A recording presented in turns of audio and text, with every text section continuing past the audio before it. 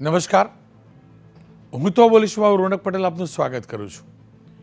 હું તો બોલીશનો આજે સતત 1346મો એપિસોડ અને 1346મા એપિસોડના બે મુદ્દા છે.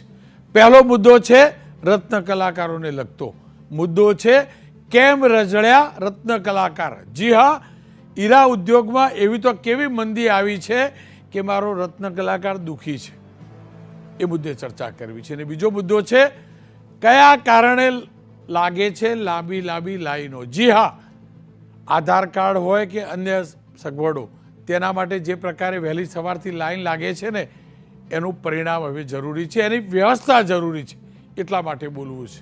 એનો નિકાલ થાય એ જરૂરી છે, એટલા માટે બોલવું છે. પરંતુ શરૂઆત કરીએ કેમ રજળ્યા રત્ન કલાકારના મુદ્દાથી.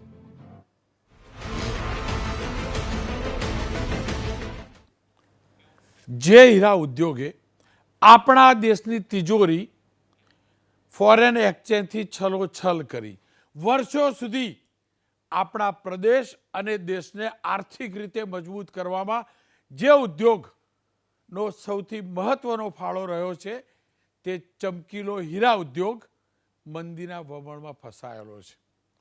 દુનિયામાં તૈયાર થતા 10 પૈકીના 9 હીરાનું કટિંગ પોલિશિંગ આપણા દેશમાં થાય છે અને 9 પૈકીના 8 હીરા મારા સુરત અને ગુજરાતમાં એનું કટિંગ પોલિશિંગ થાય છે.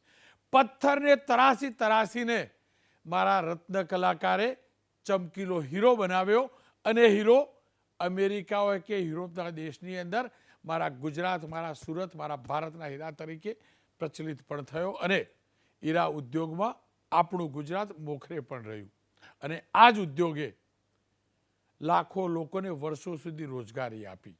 રત્ન કલાકારોનું જીવન નિર્વાહ ચૂલો આના ઉપર સળગતો રહ્યો. અને આ જ હીરા ઉદ્યોગ થકી અનેક ઉદ્યોગપતિઓ અરબોપતિ ખરબોપતિઓ થયા છે. ચાર્ટર્ડ પ્લેન પણ લાવતા થયા છે, હેલિકોપ્ટર લઈને ફરતા પણ થયા છે.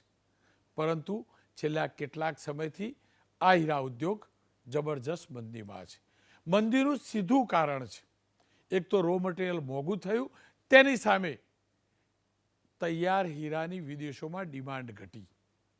અમેરિકા હોય કે યુરોપ, આર્થિક મંદીના કારણે તૈયાર હીરાની ડિમાન્ડ ઘટી છે.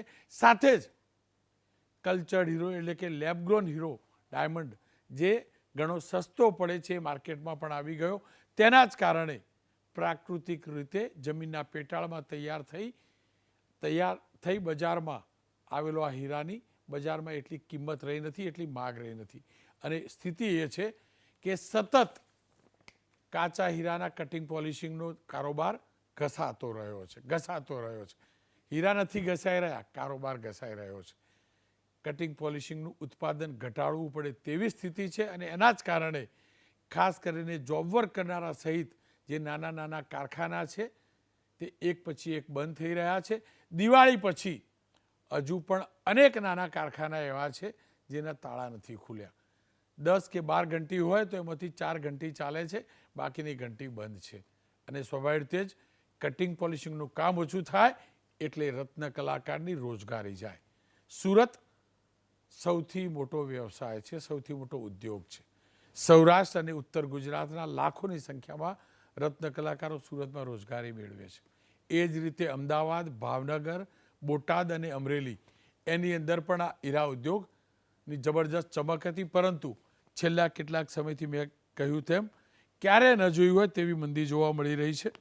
અને એ જ કારણ છે કે રત્ન કલાકારને પોતાના જીવન નિર્વાહની ચિંતા થઈ છે. જે આંકડો મળ્યો છે એ પ્રકારે આજે કારખાના બંધ છે ને, એની અસર કેવી પડી છે. સુરતમાંથી માઇગ્રેશન શરૂ થયું છે. રત્ન કલાકારો ન છૂટકે પોતાના પરિવારને પરત પોતાના ગામ સૌરાષ્ટ્ર લઈ જવા માટે મજબૂર છે. ખાસ કરીને કતારગામ અને વરાછા એવા વિસ્તાર છે સુરતના, જે હાઈએસ્ટ રત્ન કલાકારોના રહેણાંક વિસ્તાર પણ છે.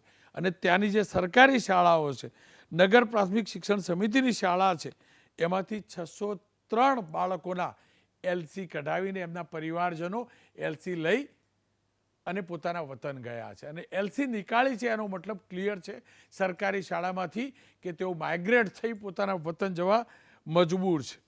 અને આંકડા ઉપરથી પણ સ્પષ્ટ થાય છે. Gems and jewellery export promotion કાઉન્સિલના જે ડેટા છે પ્રકારે વર્ષ 2022માં જ્યાં 1,80,000 કરોડ ડાયમંડની નિકાસ થઈ હતી આપણા દેશમાંથી, ત્યાં વર્ષ 2023માં એ નિકાસ ઘટીને 1.43 લાખ કરોડ થઈ છે. એટલે લગભગ 40 લાખ કરોડની નિકાસ એ વર્ષમાં ઘટી.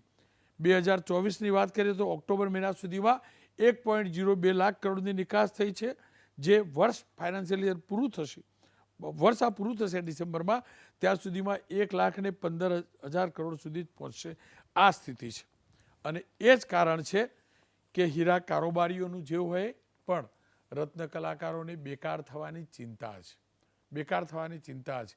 બોટાદ, ભાવનગર અને અમરેલીમાં જે લોકો સ્થાનિક છે એમને જાજુ જીવન મોંઘું નથી પડતું, પરંતુ જીવન નિર્વાહ સુરતમાં મોંઘું પડે છે.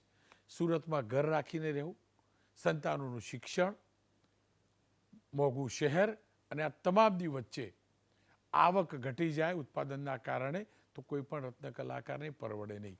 આ સંજોગોમાં તમામે મળીને, હું ફરીથી કહું છું, તમામે મળીને આ વૈશ્વિક કારણોના કારણે મંદી છે, વૈશ્વિક કારણોથી, પણ રત્ન કલાકારોના હિતમાં રત્ન કલાકારોના સંગઠનોએ, ઉદ્યોગપતિઓએ, પ્રદેશની સરકારે, દેશની સરકારે વિચારવું પડશે. અને એટલે વિચારવું પડશે કે આ ઉદ્યોગ, ફરીથી કહું છું, આપણા દેશની અને ખાસ કરીને આપણા પ્રદેશની આર્થિક રીતે મજબૂત કરનાર કરોડરજ્જુ સમાન વ્યવસાય છે.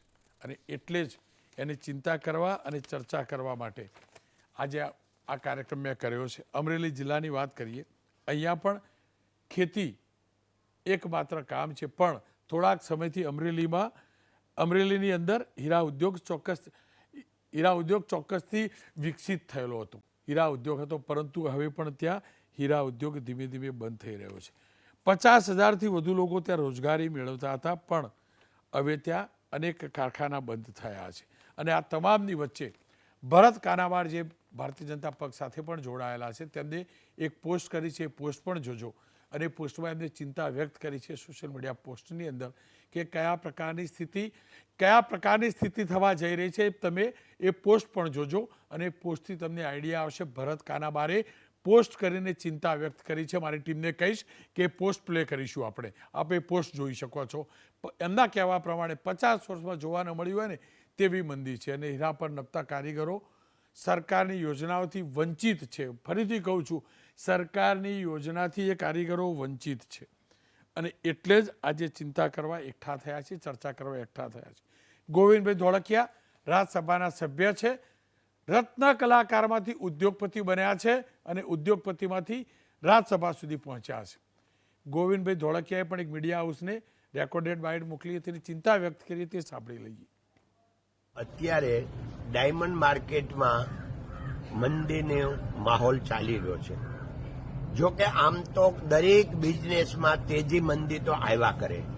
એ રીતે હું 60 વર્ષનો ડાયમંડ બિઝનેસનો સાક્ષી છું. અનેક વખત તેજી મંદી આવી છે, પણ એ વાત સાચી છે કે આ વખતની મંદી ખૂબ લાંબી ચાલી છે.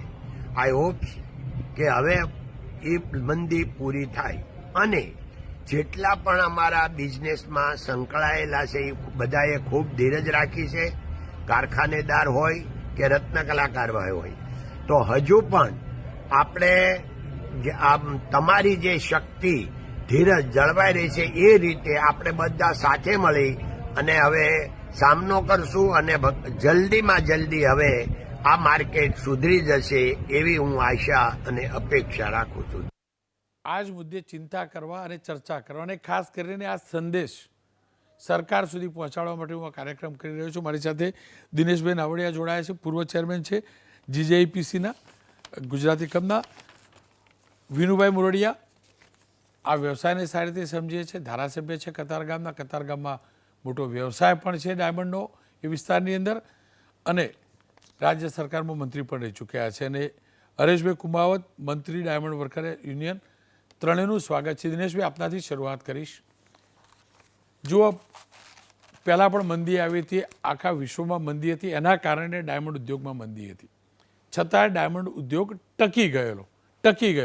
મને યાદ છે સરકારની યોજના હતી, પણ એ યોજના સિવાય પણ સરકાર ચેમ્બર ઓફ કોમર્સ થકી આપણને વગર વ્યાજની લોન આપતી હતી, છતાં પણ આપણે ટકી ગયેલા.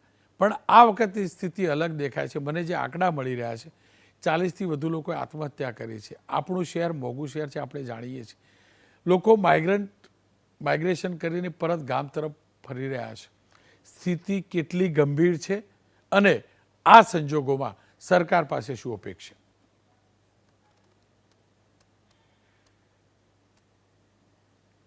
જે પ્રમાણે હાલની પરિસ્થિતિ ઊભી થઈ છે અને ખાસ કરીને 1-2 દિવસની અંદર નગર પ્રાથમિક શિક્ષણ સમિતિની સંચાલિત સ્કૂલોમાંથી 603 વાલીઓએ પોતાના બાળકોને એલસી કઢાવીને માદરે વતન જવા માટેની ઈચ્છા દર્શાવી છે. આ પરિસ્થિતિ ખાનગી શાળાઓની અંદર પણ એલસી કાઢી અને માદરે વતન જવા માટેની તૈયારી લોકો બતાવી રહ્યા છે. આર્થિક રીતે રત્ન કલાકારોને છેલ્લા 3 વર્ષની અંદર એમની ઇન્કમની અંદર ખૂબ મોટો ઘટાડો જોવા મળી રહ્યો છે. આ ફક્ત રત્ન કલાકારને ઇફેક્ટ નથી કરતો, પરંતુ એમની સાથે જોડાયેલા એમના માલિકોને પણ ખૂબ મોટા પ્રમાણમાં લોસ કરીને પણ આ છેલ્લા 3 વર્ષથી સતત રત્ન કલાકારોને રોજીરોટી મળે એની માટેના પ્રયત્નો કરી રહ્યા છે. અમારા મુરબ્બી અને રાજ્યસભાના સભ્ય શ્રી ગોવિંદભાઈ ધોળકિયાએ જે સ્ટેટમેન્ટ આપ્યું કે આપણે બધા આશા રાખીએ કે ફરી પાછી ઇન્ડસ્ટ્રી પાટા ઉપર ચડે, એ અપેક્ષા સાથે જ લોકો કામ કરી રહ્યા છે. પરંતુ આ જે ઘટનાઓ ઘટી રહી છે એ ઇન્ડસ્ટ્રી માટે ઘાતક રૂપ સમાન થશે. કારણ કે જો રત્ન કલાકાર એક વખત પલાયન થઈ જશે અને એને પાછો લાવવો એ ઇન્ડસ્ટ્રીના હાથમાં પણ નથી ને પછી સરકારના હાથમાં પણ નહીં રહે. પછી આપણે અહીંથી પ્લેન મોકલશું, લક્ઝરી બસ મોકલશું કે ફ્રી ઓફ ભાડાની અંદર અહીંયા બોલાવશું તો રત્ન કલાકાર પાછો નથી આવવાનો. આ સમય છે રત્ન કલાકારને હાચવી લેવાનો. વાદ વિવાદમાં પડ્યા વગર સરકારે હવે પ્રાથમિક જરૂરિયાત, ખાસ કરીને શૈક્ષણિક ફી કે જે ખાનગી શાળાઓમાં બાળકો ભણતા હોય એમાં સરકાર મદદરૂપ થાય જ છે, પરંતુ થોડા ક્રાઇટેરિયા કરીને આવા ગરીબ રત્ન કલાકાર પરિવારો કે જે આર્થિક સંકળામણ ભોગવી રહ્યા છે એમની બાળકોની ફી અને સાથે સાથે વર્ષોથી સુરતની અંદર જે રત્ન કલાકારો વસવાટ કરી રહ્યા છે એમના આવાસ પણ બેંકની લોનના આધારિત આવાસો લઈ અને પોતાનું જીવન નિર્વાહ સુરતમાં ગુજારી રહ્યા છે. આવા તમામ પરિવારોને સરકાર પ્રધાનમંત્રી આવાસ યોજના, મુખ્યમંત્રી આવાસ યોજનાની જે યોજનાઓ ચાલે છે અને એની અંદર 1 લાખથી 2.5 લાખ સુધીની મદદરૂપ પણ સરકાર દ્વારા કરવામાં આવે છે. આ સ્કીમને જે આવા લોકોને સર્વે કરીને બેંકોની અંદર જો એમના બાકી નીકળતા લેણાઓ વ્યાજ સરકાર માફ કરાવે, કારણ કે આમ જોઈએ છીએ કરોડો રૂપિયા બેંકોના ડૂબતા હોય છે અને કોઈ પણ પ્રકારની કાર્યવાહી બેંકના માધ્યમથી થતી પણ નથી હોતી અને વર્ષના અંતે બેંકો એનપીએ ડિક્લેર કરતા હોય છે કે આટલા રૂપિયાનું એનપીએ થયું. બહુ મોટી રકમ નથી, પણ ઇન્ડસ્ટ્રીના હિતમાં અને ગુજરાત સરકારના હિતમાં. કારણ કે આપણે જોઈએ છીએ, મને વ્યક્તિગત અનુભવ છે રોનકભાઈ, 1985, 86, 87, 88ના ગાળામાં જ્યારે ભારતીય જનતા પાર્ટીના ઉમેદવારો ઇલેક્શનની અંદર ઊભા રહેતા ત્યાં વરાછા રોડની અંદર કોઈની તાકાત નહોતી કોઈ મતદાન ભારતીય જનતા પાર્ટીના ફેવરમાં કરાવી શકે. આ પરિસ્થિતિની અંદર સ્વર્ગસ્થ વાલજીભાઈ કેસરી હોય, ડૉક્ટર કનુભાઈ માવાણી હોય, જીવરાજભાઈ ધારુકા હોય, આવા ઉદ્યોગપતિઓના મારફતે રત્ન કલાકારોને સમજાવી એમની રજા પડે તો આર્થિક સહયોગ આપીને પણ વોટિંગ કરે એની માટે પ્રોત્સાહિત કરવામાં આવતા અને એમને કોઈ નડતરૂપ થાય તો એની સામે બાદ પણ ભીટતા. આ રત્ન કલાકારોએ સમગ્ર ગુજરાતની અંદર ભાજપના કમળની શ્વેત સુગંધ ફેલાવી હતી. આજે થોડા મુશ્કેલીમાં છે. આપણે ચોક્કસ કે ભાઈ રત્ન કલાકારોને બચત કરવી જોઈએ, આ કરવું જોઈએ, એમાં એ બાબત સાથે હું પણ સહમત છું. પરંતુ અત્યારે એ વાદ વિવાદમાં પડ્યા વગર ઇન્ડસ્ટ્રીના આગેવાનો, સરકાર અને યુનિયનના આગેવાનોની કમિટી બને અને આમાંથી યોગ્ય રસ્તો શું કાઢી શકાય એની માટે રોનકભાઈ પ્રયત્ન કરવાની જરૂર છે. આપણે જાણીએ છીએ કે સરકાર જ્યારે કુદરતી આકસ્મિક આફતો આવતી હોય છે ત્યારે કરોડો રૂપિયાની સહાય રાતોરાત ડિક્લેર થતી હોય છે. ધારો કે નદીમાં પૂર આવ્યું અને પૂરની અંદર ઝૂંપડપટ્ટી તણાઈ ગઈ તો એમને પણ તાત્કાલિક મદદ કરવામાં આવે છે. ત્યારે એમને એવું બીજી વખત કહેવામાં કે હવે તમે નદીની અંદર ઝૂંપડપટ્ટી નહીં કરતા અને તમારે અહીંયા રહેવાનું નથી, આવી કોઈ સલાહ કોઈ આપતું નથી. અને ફરી પાછી જ્યારે પૂરો આવે છે ત્યારે આ જ પરિસ્થિતિ ઊભી થાય છે. એમ આ બધા વિવાદમાં પડ્યા સિવાય કે રત્ન કલાકારોએ બચત કરવી જોઈએ અને પૈસા બચાવવા જોઈએ, એ વાત સાચી છે, કરવું જોઈએ, એની લાઈફ માટે જરૂરી છે. પરંતુ અત્યારે આ બધી જ બાબતોમાંથી પર રહીને બધાએ એક થઈને આ ઇન્ડસ્ટ્રી ગુજરાતના વિકાસની અંદર, ભારતના વિકાસની અંદર, અને રોનકભાઈ કીધું એમ કરોડો રૂપિયાની હુંડિયામણ કમાવી આપનારા આ ઇન્ડસ્ટ્રીના રત્ન કલાકારો, માલિકો તો મુશ્કેલીમાં છે જ, પણ રત્ન કલાકારોને કેમ બહાર કાઢવા, એટલું સરકાર માલિકોને મુશ્કેલીમાંથી કાઢવાની સરકારના હાથમાં છે જ નહીં કાંઈ. પણ રત્ન કલાકારને આવી નાની મોટી મદદો કરીને ચોક્કસ એને સહાયરૂપ થઈ શકીએ આપણે.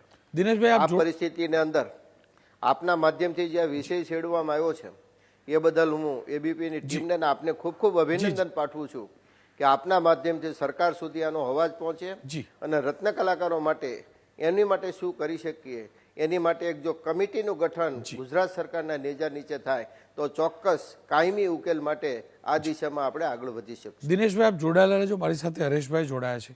હરેશભાઈ, રત્ન કલાકારોની હાલત કેવી છે તો હું સમજી શકું છું, કારણ કે મેં સુરતનો નજીકથી અભ્યાસ પણ કર્યો છે, સુરતને પણ જાણું છું, આ વ્યવસાયને પણ જાણું છું, રત્ન કલાકારનું જીવન પણ જાણું છું, એની જરૂરિયાતને પણ જાણું છું, એની મજબૂરીને પણ જાણું છું, એને કરેલા વેડફાટને પણ જાણું છું. એની ચિંતા કે ચર્ચા નથી કરવી, મારે એટલું જ જાણવું છે. ફેક્ટરીઓના માલિકો, નાના માલિકની વાત નથી કરતો, જે નાની નાની ઘંટી, મોટા માલિકો શું રત્ન કલાકારોને મદદ કરે છે ખરા દિવસોમાં કે અમને હાથ છોડી દીધો છે? અત્યાર સુધીમાં તો કોઈ રત્ન કલાકારો માટે કોઈ સહાય કરી નથી કોઈ ઉદ્યોગકારોએ, કારણ કે મેં નથી સાંભળ્યું ક્યારે કોઈ રત્ન કલાકારોને મદદ કરી હોય. હમણાં એક મેં સાંભળ્યું હતું રત્ન કલાકારોના બાળકોની ફી ભરી હતી ધર્માનંદન વાળાએ, પણ જે અત્યારે જે પરિસ્થિતિ છે એ રત્ન કલાકારોની એવી પરિસ્થિતિ છે કે અત્યારે 2 લાખ રત્ન કલાકારો જે બેરોજગાર બન્યા છે. ત્યારે સરકારે અને માલિકોએ આ રત્ન કલાકારો સામે જોવું જોઈએ, કારણ કે જે પ્રાઇવેટ સ્કૂલોમાં તો જે બાળકોને ભણાવી નથી શકતા એ તો વાત આખી અલગ જ છે. અત્યારે સરકારી સ્કૂલોમાંથી જે એલસી કાઢવાનું અત્યારે જોરદાર માહોલ ઉભો, ગામડે લોકો અત્યારે રત્ન કલાકારો બધા ગામડે જ આવી રહ્યા છે. હું અહીંયા 20 દિવસથી હું અત્યારે બોટાદ છું. બોટાદમાં પણ કારખાનાઓ અત્યારે ચાલુ નથી. ત્યાં સુરતમાં 30% હજી કારખાનાઓ ખુલ્યા નથી. જે ખુલ્યા છે એ કારખાનાઓની અંદર અત્યારે 50% જ કામ મળે છે, કારણ કે કલાકો ઘટી ગઈ છે. આવી હાલત છે રત્ન કલાકારોની. તમારી માલિકો પાસે શું અપેક્ષા અને સંગઠનો જે છે ડાયમંડ એસોસિએશન સહિતના, એમની પાસે શું અપેક્ષા? હેલો જી રોનકભાઈ, અવાજ નથી આવતો. હા, તમારી જે કંપની, મોટી મોટી કંપનીઓના માલિકો છે એમની પાસે શું અપેક્ષા? મોટી મોટી કંપનીઓ માટે મારી એક જ અપેક્ષા છે કે અત્યારે જે રત્ન કલાકારો જે પરિસ્થિતિમાં જીવી રહ્યા છે તો અત્યારે માલિકો અને સરકાર બંને મળે અને કાંઈક ને કાંઈક મદદ કરે. મારે તો સરકાર પાસે અત્યારે એક જ આશા છે કે આર્થિક પેકેજ રત્ન કલાકારો માટે જાહેર કરે, રત્નદીપ જે યોજના હતી એ ચાલુ કરવામાં આવે, અને હીરા ઉદ્યોગમાં જે મજૂર કાયદાનું જે પાલન નથી થતું એ ચુસ્તપણે પાલન થવું જોઈએ, કારણ કે જે દર મહિને જે રત્ન કલાકારોના જે 200 રૂપિયા જે કપાય છે જે ગેરકાયદેસર છે એ તો કપાય છે, છતાં રત્ન કલાકારને મજૂર કાયદાનું કોઈ પાલન થતું નથી એટલે કોઈ ફાયદો મળતો નથી. એટલે આપઘાત કરતા જે અત્યારે જે 1.5 વર્ષની અંદર 45 રત્ન કલાકારોએ જે આપઘાત કર્યો છે તેના પરિવારોને પણ સરકારે મદદ કરવી જોઈએ અથવા માલિકોએ પણ મદદ કરવી જોઈએ. તો આવી મારી અપેક્ષા છે કે આ રત્ન કલાકારોને જે આત્મહત્યા કરી છે તેના પરિવારને કઈ ને કઈ મદદરૂપ થાય અને કામદાર કલ્યાણ બોર્ડની રચના કરવામાં આવે, જેથી કરીને રત્ન કલાકારોને કોઈ આંકડો ખબર પડે સરકારને. સરકારે અત્યારે મેં એવું સાંભળ્યું છે ઉદ્યોગકારો કે રત્ન કલાકારોનો કોઈ નોંધણી નથી, તો સરકારે રત્ન કલાકારોની નોંધણી કરવી જોઈએ. સરકારને જો ધારે તો 15 દિવસની અંદર તમામ રત્ન કલાકારોની નોંધણી થઈ જાય એમ છે, તો નોંધણી કરીને પણ સરકાર આમાં કાંઈક ને કંઈક ધ્યાન આપી નોંધણી કરીને સરકાર રત્ન કલાકારોને કાંઈક ને કંઈક મદદ કરે એવી મારી અપેક્ષા છે. ખેર, વિનુભાઈ રાજ્ય સરકારમાં મંત્રી પણ રહી ચૂક્યા છે, ધારાસભ્ય પણ છે, એમના વિસ્તારમાં આ વ્યવસાય પણ મહદઅંશે છે, એટલે જ મેં વિનુભાઈ સાથે વાત કરી છે એ જોઈ લઈએ. વિનુભાઈ, આ વખતની હીરા ઉદ્યોગની મંદી કેટલી ચિંતાજનક અને કેટલી ગંભીર છે, સાથે મારે એ પણ જાણવું છે, જ્યારે મંદી આવી જ ગઈ છે ત્યારે રત્ન કલાકારોના હિતમાં કયા પ્રકારનું આયોજન કરી શકાય જેના કારણે રત્ન કલાકાર અથવા તેનું પરિવાર હતાશ ન થાય અને તેનું જીવન નિર્વાહ સુચારુ રૂપે ચાલતું રહે? મંદી છે, મારો લગભગ 35-40 વર્ષનો મારો અનુભવ છે કે જ્યારે મંદી આવી છે ત્યારે ફરીથી પાછી એવી જ તેજી ડાયમંડમાં આવી છે અને ડાયમંડ ફરીથી ઉભરીને આવે છે. પરંતુ જ્યારે મંદી આવે છે ત્યારે કારીગરોની પરિસ્થિતિ વધારે કફોડી બને છે, એ વાત પણ સાચી છે.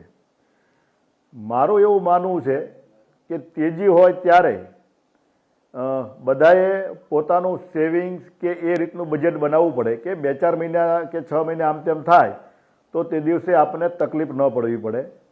બીજો વિકલ્પ એક એવો છે કે જ્યારે તેજી આવે છે તે ડાયમંડના જે વેપારીઓ કે જે મેન્યુફેક્ચરિંગવાળા હોય છે એ ફાયદો એને મળતો હોય છે. તો એમણે પણ એવું કાંઈ વિચારવું જોઈએ કે એમના માટે કોઈ સેવિંગ પગાર એ રીતના કરવા જોઈએ કે એમાંથી થોડુંક સેવિંગ થાય કે જેથી કરીને એને મંદીના સમયમાં એને આપી શકાય અને એમાં વાપરી શકાય. તો બંને બેલેન્સ થઈ શકે અને પોતાના બજેટ પ્રમાણે જ ખર્ચા કરવા જોઈએ કે ભવિષ્યમાં આપણે આપણા બાપ દાદા એવું વિચારતા કરતા હતા કે અનાજ થાય તો પણ અનાજ કોઠીમાં ધરબી રાખતા હતા કે આવતું વર્ષ કાળ પડ્યો હોય તો આપણને કામ આપે. 12 મહિનાનું અનાજ થાય છતાં પણ અનાજ સંઘરતા હતા. એટલે બધાએ મળીને આ મંદીનો સામનો કરવો જોઈએ. જે શેઠિયાઓ મોટી જે કંપની નાના અમુક વેપારીઓ છે તો એ તો પોતે જ ખોવાઈ જાય છે, નાના ફેક્ટરીવાળા, નાના મેન્યુફેક્ચરિંગવાળા. પણ મોટા જે કંપનીવાળા છે એ લોકોએ આવા સમયે હું તો એવું માનું છું કે આગળ આવીને કોઈ દવાખાના છે, છોકરાઓની ફી છે, આવું બધું પણ કરવું જોઈએ, કરી શકાય.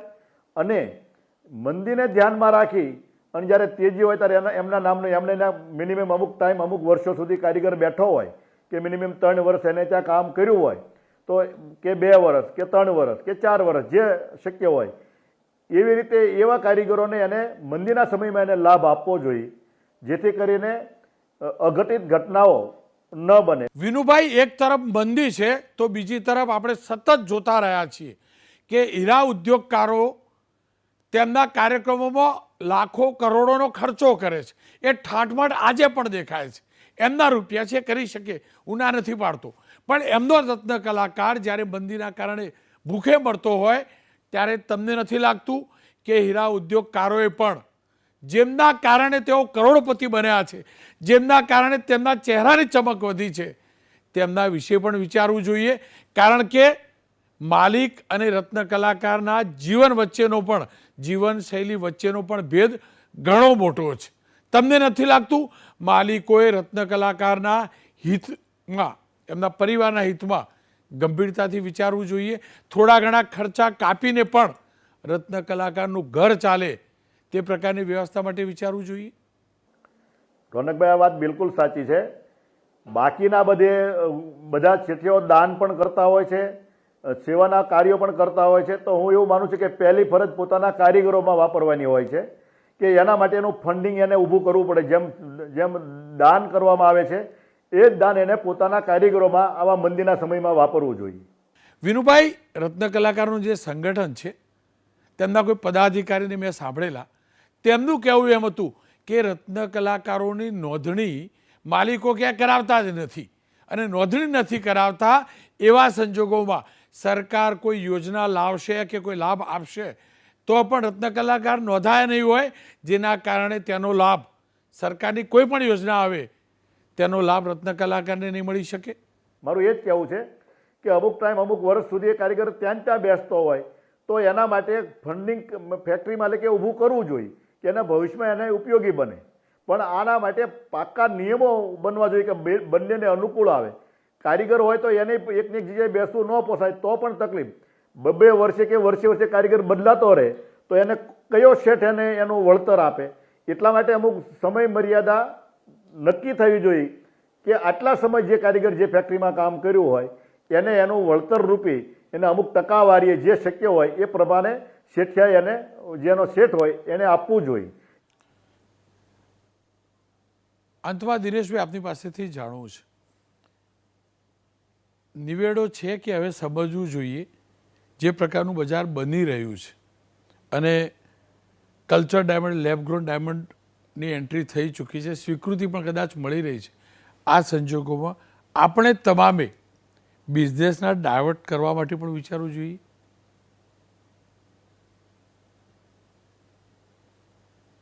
રોનકભાઈ, સીવીડી ડાયમંડ, એસટીએચવી ડાયમંડ અને નેચરલ ડાયમંડ આ ત્રણેય અલગ વસ્તુ છે અને આ ત્રણેય વસ્તુના કારણે કોઈ એકબીજા પર નેગેટિવ ઇમ્પેક્ટ ઊભી કરે એ વાત સાથે હું સહમત નથી. હું ચોક્કસ કહું છું કે 3 વર્ષની અંદર નેચરલ ડાયમંડની સતત ડિમાન્ડ ઘટતી રહે, રત્ન કલાકારોને કામ મળવાના ફાફા હતા. જો આ સીવીડી ડાયમંડ ને એસટીએચપી ડાયમંડ ન હોત તો આજે ગુજરાતની અંદર તોફાનો ફાટી નીકળ્યા હોત. આ બાબતે કોઈ વિચારતું નથી અને ખાલી કમ્પેરિઝન થઈ રહી છે કે આના કારણે મંદી છે, આના કારણે મંદી છે. કોઈના કહેવાથી, કોઈના કમ્પેરિઝન થવાથી ક્યારેય મંદી આવતી નથી. માણસની ઇન્કમ ઉપર, માણસની ઇન્કમ ઓફ સોર્સિસ ઉપર અને સેવિંગ ઉપર લોકો પોતાની વસ્તુઓ ખરીદતા હોય છે. આજે પલ મોતીને ધારો કે એની સામે સિન્થેટિક પલ મોતી આવી ગયા તો નેચરલ પલ મોતીના કાંઈ ભાવો આજે એ જ એની કેટેગરીમાં છે જ તે. તો એવું નથી કે સીવીડી ડાયમંડના કારણે નેચરલ ડાયમંડની ડિમાન્ડ ઘટી ગઈ ને એના કારણે આ બધા ઇન્ટરનેશનલ માર્કેટની અંદર મંદીનો માહોલ ઊભો થઈ ગયો. જો આ ન હોત ને તો આજે 10% કારીગરોને કામ નથી મળતું ને એની જગ્યાએ આજે 50% રત્ન કલાકારો રોડ ઉપર રખડતા હોત ને તોફાનો ફાટી નીકળ્યા હોત. કોઈ પણ ધંધાની કોઈ પણને કારણે એકબીજા પર દોષનો ટોપલો ઢોળ્યા વગર ઇન્ડસ્ટ્રીના લોકોએ સમજીને સાથે મળીને કે ઇન્ડસ્ટ્રી સાથે સંકળાયેલા સંસ્થાઓ દ્વારા જે કાંઈ પ્રચારો કરવામાં આવતા હોય છે સમજી વિચારીને પ્રચારો કરે કે જેથી કરીને અંદરો અંદર મય વનિષ્ય પેદા ન થાય, કે જેથી કરીને લોકોના મનમાં બીજી કંઈ વિચારો ન સ્ફૂટે. જી દિનેશ. અને ચોક્કસ રોનકભાઈ, સરકારની આગેવાની નીચે એક બોર્ડ બનવાની જરૂરિયાત ઊભી થઈ જ છે અને એ બોર્ડ બનવું જોઈએ. આજે જે ઇન્ડસ્ટ્રી 2,43,000 કરોડ સુધીનું એક્સપોર્ટ ઇમ્પોર્ટ કરતી હોય એની માટે કોઈ અલગ મંત્રાલય નથી, કોઈ બોર્ડ નથી. તો આની માટે સરકારે અને ઇન્ડસ્ટ્રીના લોકોએ વિચારવાની જરૂર છે. ખેર, ફરી એકવાર કહીશ, મંદી ચોક્કસથી છે પણ માયુસ થવાની જરૂર નથી, કારણ કે આપણે સાહસિક લોકો છીએ, પથ્થરમાંથી પણ પાણી કાઢવાવાળા લોકો છીએ. પણ હા, માલિકોએ વિચારવું પડશે. સુરતના હીરાના માલિકોનો વૈભવ મેં જોયેલો છે, હજુ પણ યથાવત છે. એમના રૂપિયા છે, એમનો અધિકાર છે, પણ જેના કારણે તેઓ પોતે રત્ન કલાકારમાંથી માલિક બન્યા છે. સાયકલ ઉપરથી સૌરાષ્ટ્રમાંથી લક્ઝરીમાં બેસીને આવ્યા અને સાયકલ ઉપરથી હોન્ડા લઈ આવ્યા, સુરતમાં આવીને હોન્ડા ઉપરથી 4 બંગડી લઈ આવ્યા અને 4 બંગડીથી હેલિકોપ્ટર લઈને ફરતા થઈ ગયા. એ તમામે વિચારવું પડશે, કારણ કે એ ન ભૂલે કે તેઓ પણ એક સમય રત્ન કલાકાર હતા અને રત્ન કલાકારોના કારણે જ તેમનો વ્યવસાય થયો અને તેમની તરક્કી થઈ. અને એ જ રીતે સરકારે પણ એ ના ભૂલવું જોઈએ કે આ રત્ન કલાકારોના કારણે માલિકો સદ્ધર થયા અને માલિકોના કારણે મારા પ્રદેશની, મારા દેશની તિજોરી સદ્ધર થઈ છે. અને શાસક પક્ષે ખાસ, કારણ કે શાસક પક્ષની વોટ બેંક પણ આ રહી છે. એનું મોટું ઉદાહરણ 2017ની વિધાનસભાની ચૂંટણી છે. સુરત સૌથી મોટો વ્યવસાય, સુરત અકબંધ રહ્યું એટલે જ 2017માં બીજેપી 99 બેઠક સુધી પહોંચ્યું હતું. એ ન ભૂલવું જોઈએ. અને એટલે જ કહું છું રત્ન કલાકાર તરીકે નહીં તો કંઈ નહીં, તમારા વોટ બેંક માટે તો કંઈક વિચારો. બહુ બધું એમને આપ્યું છે, બહુ બધું આપ્યું છે, બહુ બધી ચમક આપી છે. એમના જીવનમાં ચમકીલું જીવન ન કરી શકે તો કંઈ નહીં, પણ અંધકાર દૂર થાય ને તેવા આયોજન વિશે ઉદ્યોગપતિઓએ અને સરકારે ઘણી ગંભીરતાથી સત્વરે અને તે પણ સ્થાયી રૂપે વિચારવાનો સમય આવી ગયો છે, સમય પાકી ગયો છે.